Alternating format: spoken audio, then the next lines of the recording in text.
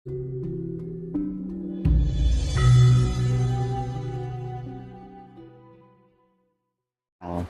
nih kan gitu kan, maka disebut njuk dadi wong Jawa atau wong mengerti kan gitu. Kita merasa asing di negara kita sendiri, bahkan tamu malah berkuasa. Kita ini kan sedang dijajah ini, kita nih kan, secara adat dan budayanya, ya kan. Segala sesuatu yang salah jika terus menerus dianggap benar itu kan akan menjadi suatu budidaya, ya kan. Contohnya gini, ini bukan masalah menyinggung agama atau tidak, tapi kan berkaitan kita membicarakan tentang fakta ya. Kita zaman dahulu, kita mengingat mungkin tahun 90-an atau 80-an, orang pakai kerudung itu kan masih jarang ya. Dan sekarang hampir semua orang wanita pakai kerudung. Nah itu kan akhirnya kan kita kehilangan jati diri kita sebagai Nusantara kan gitu kan, karena ya itu tadi, semakin kita dipengaruhi segala hal yang sifatnya yaitu diiming-imingi surga, juga takuti neraka tadi kan, akhirnya kan menjadi mindset manusia itu ya seperti tadi, dupa itu kan wangi, ya kan. Tapi ketika kita pergi di pasar, bau anyir dari daging atau ikan, kenapa nggak komplain kan gitu kan, lebih wangi dupa. Dupa kan wangi aromanya. Kalau kita menikmati itu kan membawa sebuah relaksasi. Jiwa kita kan butuh wangian, butuh sesuatu indah yang melalui penciuman kita. Nah karena sudah termencet dengan pengaruh-pengaruh seperti itu, pengaruh doktrinisasi ekstrim nah ini akhirnya membuat manusia itu tidak berpikir secara nalar, kehilangan penalaran di dalam otaknya. Akhirnya apa? Menjadi suatu kebodohan, dimanakala bangsa ini kehilangan budayanya, yaitu larinya ke kebodohan. Mereka tidak menggunakan nalar, dia ditakuti oleh hukum agama, bukan hukum alam semesta. Karena alam semesta ini kan punya etika. Hidup ini melayani, hidup ini mempersindahkan, hidup ini memperindah, ya kan. Maka kenapa dupa itu kan keindahan, kalau ditolak kan wangi, harum, karena pikiran kita yang kotor sudah dikotori dengan mindset bahwa itu menjadi suatu bagikan bangkai ya kan, ya akhirnya itu. Tapi kenapa kalau pergi ke pasar bau bangkai di pas sampah kok nggak komplain kan gitu kan, aneh kan, lucu juga, ya kan. Nah ini kan artinya nalarnya sudah hilang, yang artinya mengarah pada suatu kebodohan. Logikanya nalarnya sudah nggak jalan lagi. Kita dibekali otak buat apa kalau nggak buat mikir kan gitu, buat berpikir nalar kan gitu kan, akal sehat. Karena itu tadi takut-takutnya. Sekarang sepandai-pandainya orang, titel orang entah itu profesor, ketika sudah didoktrin ya kepandaiannya hilang kan gitu kan. Nyatanya banyak profesor yang mungkin sudah terdoktrin dengan suatu kepercayaan, menganggap ini itu suatu hal yang mungkin keliru, padahal itu benar dianggap keliru, ya kan. Karena memang untuk merusak suatu atau untuk menguasai suatu negara atau bangsa itu kan dirusak atau dibikin masyarakatnya menjadi bodoh dengan iming-iming yang wah nanti kamu kalau ke sana akan mendapat berkah, ya kan. Contohnya, jika kamu nanti mengorbankan hewan hari kurban misalkan, itu nanti kamu ketika meninggal kamu akan ke surga, akan diantar oleh hewan itu, akan menaiki hewan itu. Nah, itu kan kiasan sebenarnya. Al-Quran itu benar, nggak salah. Tetapi di dalam Al-Quran itu banyak kiasan yang diterima dengan mentah. kan gitu kan. Ya artinya kan sapi kan yang dibunuh kan, yang dikorbankan kan hewan berkaki 4. Artinya itu kiasan 4 sifat di dalam diri kita ini, yang artinya kaki kan buat berjalan, ya kan. Kita melangkah ini kan dengan sifat hewani kita, maka korbankanlah sifat-sifat hewani itu. Sifat 4 sifat hewani di dalam diri kita, ketika kita bisa mengorbankan sifat hewani kita, makanya kita akan menjadi manusia yang sebenarnya, manusia sejati ini menungso kan gitu. Nah dari situ kita akan mengantarkan kita ke surga. Nah, surga itu apa? Alam kedamaian. Di dunia ini juga ada surga ketika kita bisa berdamai dengan diri kita sendiri, ya kan. Iya. Ketika kita berpikir cemas, kita merasa khawatir dengan kehidupan ini, itu neraka. Makanya kan arti neraka itu adalah penderitaan, artinya surga itu adalah kedamaian. Iya. Nah itu, makanya kan sebenarnya kan itu hari korban itu kan kiasan sebenarnya. Contohnya sholat 5 waktu, ya kan. Itu artinya, nah yang namanya berhubungan dengan Tuhan itu kan dimensi tidak terikat ruang dan waktu. Mau doa kapan saja, jam berapa aja, tergantung kemantapan batin kita kepada Tuhan yang Maha Kuasa. Misalkan adalah pas jam 2 siang atau kita batin, ya itu laksanakan aja.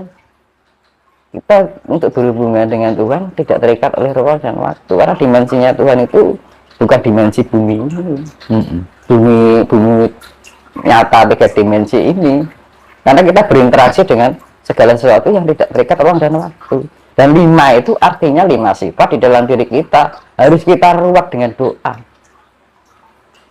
Kita sujud, kita sembah, artinya mempersembahkan, ya kan?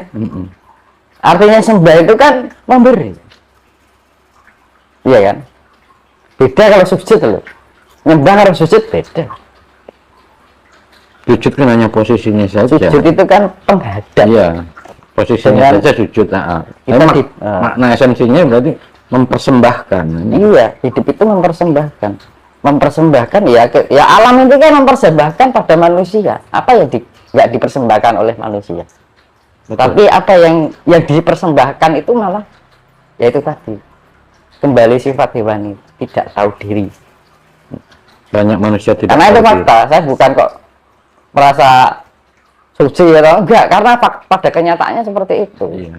Apa manusia menyadari ketika kita minum air? Apa pernah kita menyadari bahwa segala sesuatunya kita ternyata butuh air?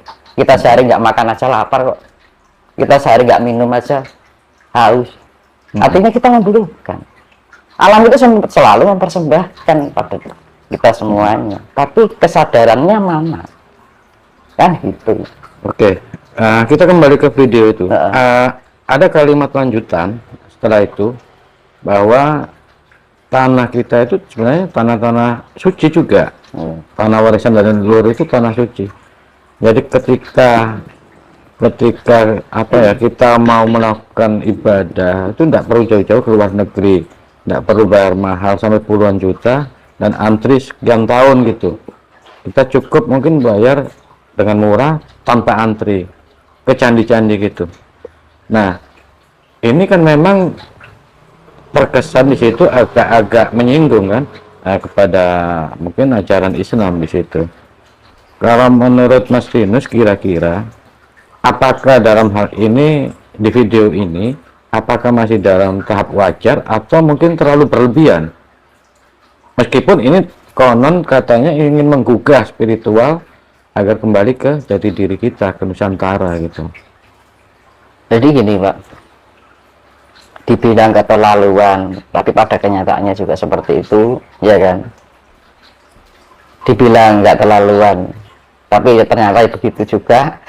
Jadi mau dipikiri mau dipakai dengan bahasa apa kan gitu kan. Nah, misalkan gini, orang kesana kan mencari keperluan hanya untuk keperluan pribadi kan, iya, hanya untuk dirinya sendiri. Misalkan jenengan umroh. Apakah jenengan ke sana itu untuk keperluan alam atau untuk keperluan orang lain? Ya, enggak. Jenengan Saya, dewi ya. toh? Ya, toh? Pribadi kan? betul. Ya, misalnya jenengan uang yang jenengan nggak jadi berangkat, uang yang jenengan kasihkan ke orang yang nggak mampu, kira-kira berkah mana? Kalau saya pribadi sih milih yang kedua, berkah itu. Nah, itu lebih baik dibagi-bagi makanya hidup aja. itu mempersembahkan. Saya kembalikan di situ. Nah, sekarang ke sana apa yang dipersembahkan? Untuk diri sendiri, mempersembahkan untuk diri sendiri. Keegoisan, hanya mementingkan pengen lebu surga dhewe, liyane ben kan ngono. Biar dipanggil abah.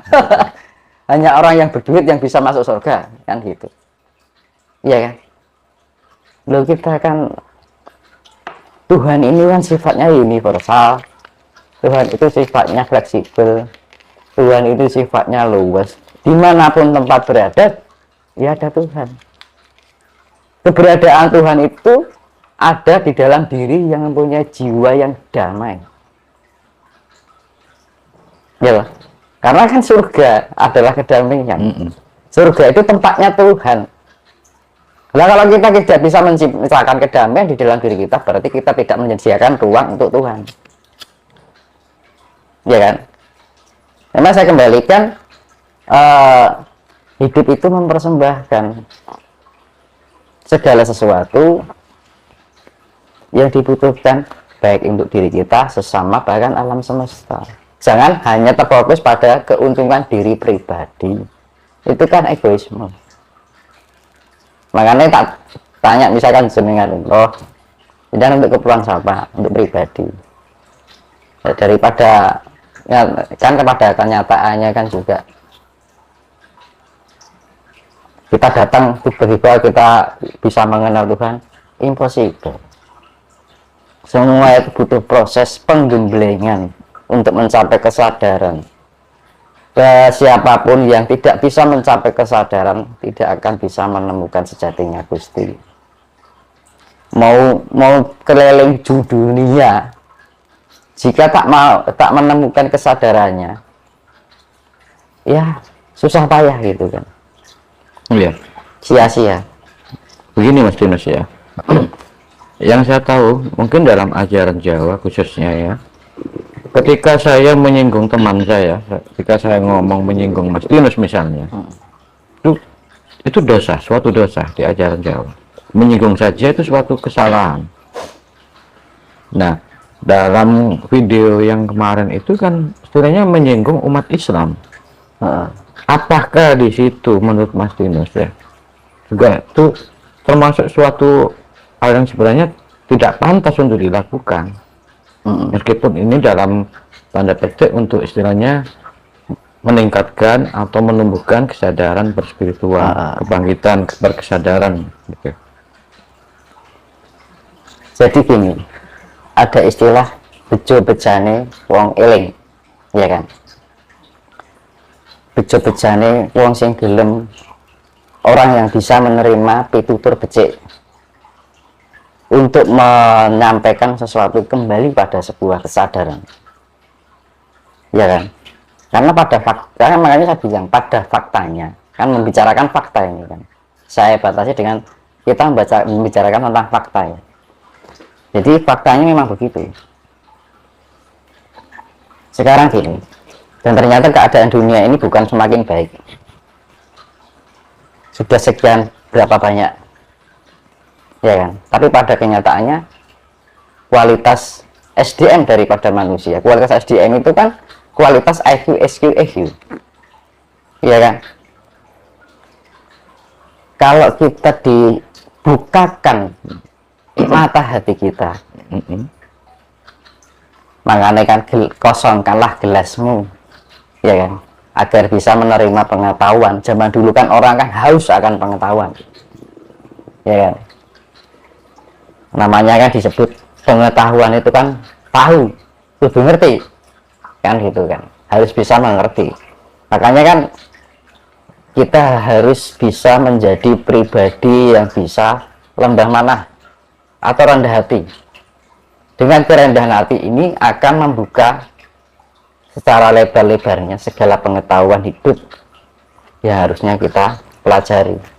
Jangan kita membatasi diri kita pada sesuatu yang tidak bisa dinalar dengan baik, ya kan?